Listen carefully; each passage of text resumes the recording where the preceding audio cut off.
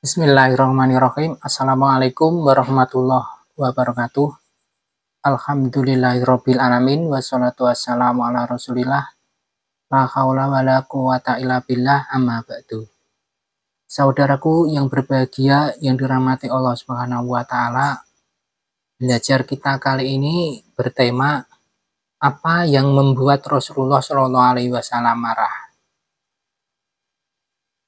Ummul Mukminin Aisyah meriwayatkan sebuah hadis tentang marahnya Rasulullah Shallallahu alaihi wasallam.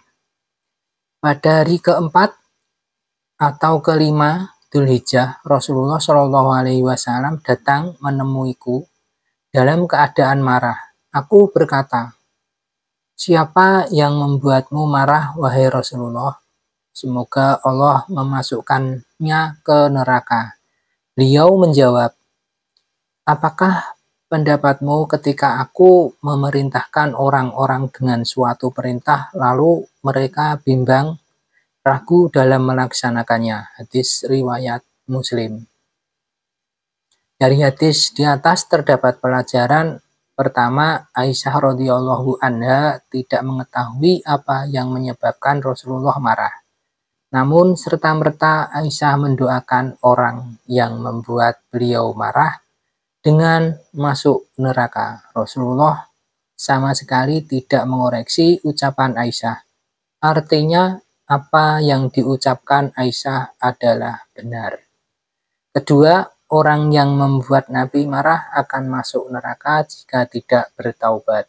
Ketiga, sebab beliau marah adalah orang-orang meragukan apa yang beliau perintahkan. Nabi tidak mengatakan mereka mengingkari, memaksiati, dan membantah perilaku, tapi beliau katakan mereka ragu dalam mengamalkannya. Keempat, renungan bagi kita, seandainya Rasulullah saat ini diutus kepada kita, betapa banyak kita yang terancam masuk neraka karena meragukan perintahnya. Bahkan bukan lagi ragu, sebagian ada yang malah menentangnya. Nabi katakan jilbab wajib bagi muslimah, dikatakan tidak wajib. Rasulullah perintahkan sesuatu sebagai orang mencari-cari tafsiran yang sesuai hawa nafsunya dan sesuai kepentingan dunianya. Kelima, meragukan atau bahkan menentang perintah beliau lebih besar keburukannya dibanding derita fisik yang beliau rasakan. Beliau dilempari penduduk Taif dengan batu, namun beliau tidak marah, malah mendoakan kebaikan.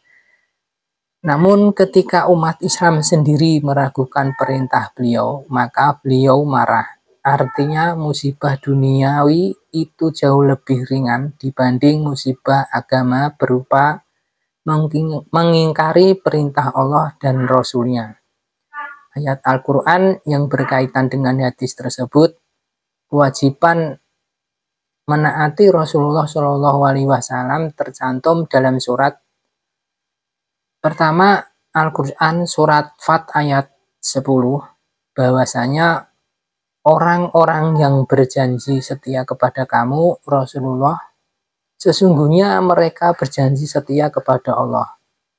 Tangan Allah di atas tangan mereka, maka barang siapa yang melanggar janjinya, niscaya akibat ia melanggar janji itu akan menimpa dirinya sendiri, dan barang siapa menempati janjinya kepada Allah, maka Allah akan memberinya pahala yang besar. Kedua, Al-Quran surat An-Nisa ayat 65, maka demi Tuhanmu, mereka pada hakikatnya tidak beriman hingga mereka menjadikan kamu hakim terhadap perkara yang mereka perselisihkan. Kemudian mereka tidak merasa dalam hati mereka sesuai keberatan terhadap putusan yang kamu berikan, dan mereka menerima dengan sepenuhnya. Ketiga, Al-Quran surat An-Nisa ayat 80, barang siapa yang menaati Rasul itu sesungguhnya ia telah menaati Allah. Saudaraku, sebagai doa belajar kita kali ini, ya Allah, bimbinglah jalan kami pada jalan ketaatan kepadamu, sempurnakanlah kekurangan kami, terimalah ibadah kami, sungguh Kau maha mendengar lagi mengetahui. Semoga Allah melimpahkan sholawat dan salamnya kepada Nabi Muhammad SAW, keluarga dan para sahabatnya. Amin ya robbal alamin. Saudaraku yang berbahagia, yang dirahmati Allah Subhanahu wa Ta'ala, itulah tadi belajar kita kali ini. Mudah-mudahan dapat dipahami. Dan mari kita bersama berdakwah tebarkan manfaat, jadikan media sosialmu sebagai pemberat timbangan amal kebaikan kelak di akhirat. Wassalamualaikum warahmatullahi wabarakatuh.